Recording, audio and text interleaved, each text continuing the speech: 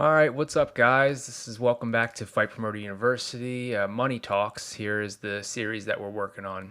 And I want to talk about the shots fired by Dana saying, hey, if you try and illegally stream or download any kind of UFC pay per view events, they're coming after your ass. So, um, listen, it's been a golden age the last few years of streaming, but I totally understand where Dana's coming from.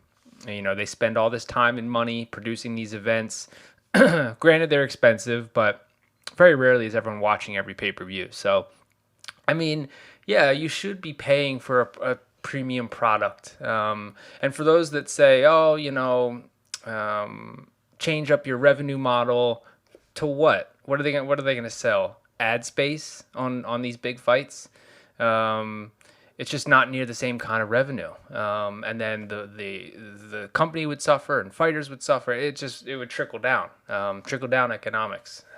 So yeah, I mean, I get it. So what is he gonna start to do now to those of you who won't buy and download or illegally stream? So I don't know what he's using, but I do know of some companies out there that are tracking actually in a way where it can even get around VPNs in some cases. If you have a VPN, you're probably safe for the McGregor pay-per-view, to be quite honest. But here's the thing: VPNs cost hundreds of dollars a year to have and use. Which I don't know if you know what a VPN is. It essentially masks where you're located, what computer you're using. So you could be in, LA with a laptop, but a VPN would almost make it seem like you could choose and say you're in Australia from some other computer. So it's a way to mask who you are and what you have. But there is technology around it, so I'm just warning you guys. I think that the belt is gonna start tightening. I personally know someone. This was years ago. This was, oh my god, I'm dating myself a little bit here, I guess, but this was like 2008 or 9. 2009. A friend of mine got busted for illegally downloading music back when it was like LimeWire days and all that.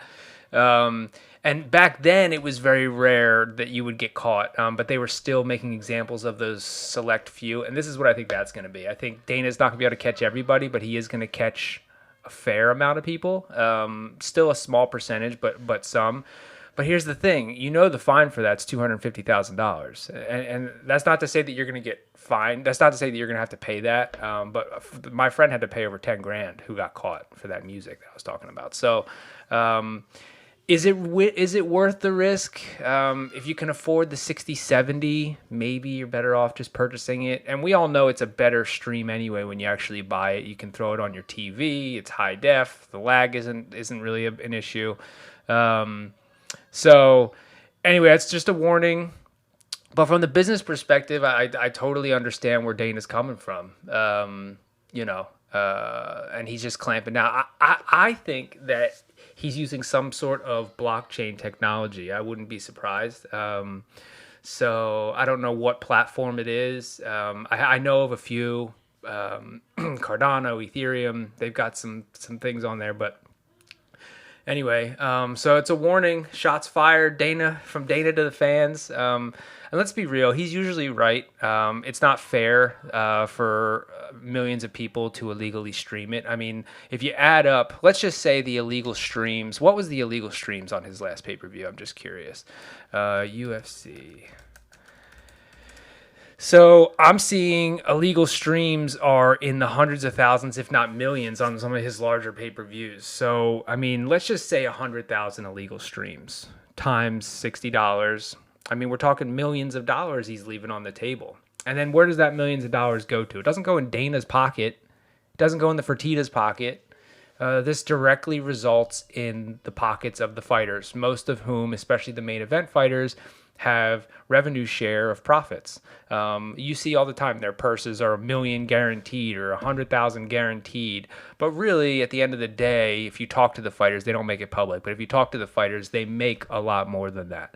I'm not talking the sponsorship, the Reebok sponsorship deal they get every fight. Like 15,000 or whatever, or fight of the night bonuses. None of that. I'm talking they actually get revenue sharing based on how a pay-per-view does, assuming that's part of their contract. So this really does trickle down to the fighters that you claim to love as a fan. I get it. It's belt tightening for some, and you're just trying to, watch a fight. But there's a cost to that, and it's just a fair warning. I think if you stream McGregor's fight in a couple weeks, it's unlikely you'll get caught. But I think it's going to be more and more likely, especially for this card. I think he's going to try and make a statement because it's McGregor. He's their money fighter. So just be careful. I have friends of mine that have never bought a pay-per-view for years, just illegally stream it when they don't come over or we go somewhere. So anyway, just fair warning, guys. Just understand that you're supporting the sport when you actually buy the pay-per-view. So anyway, that's just wanted to touch on that. I know it's like a big news in the MMA world right now.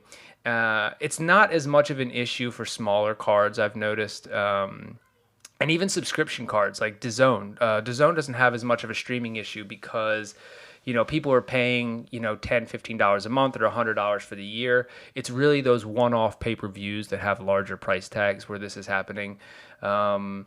So it's an issue that the industry as a whole, the sporting industry as a whole, is aware of. And I do think that we are going to be seeing the end of the golden age of the illegal stream era. So be careful. Don't say I didn't warn you if you get a $10,000 fine in the mail. So from the FDA or from UFC. So just try to understand where they're coming from. Hey, not everyone, if they have 12 pay-per-views a year, not everyone can afford $1,000 to pay for all those pay-per-views in 1 year. I get it. Pick the ones you want to watch. Of course, the big ones, you got to order them. But either way, we're going to put out another video soon talking about what the fighters are making in the upcoming McGregor fight versus Dustin Poirier. Real excited about that one. I'll give my predictions as well as what I think the revenue projections and pay-per-view buys will be in our next video. Thanks.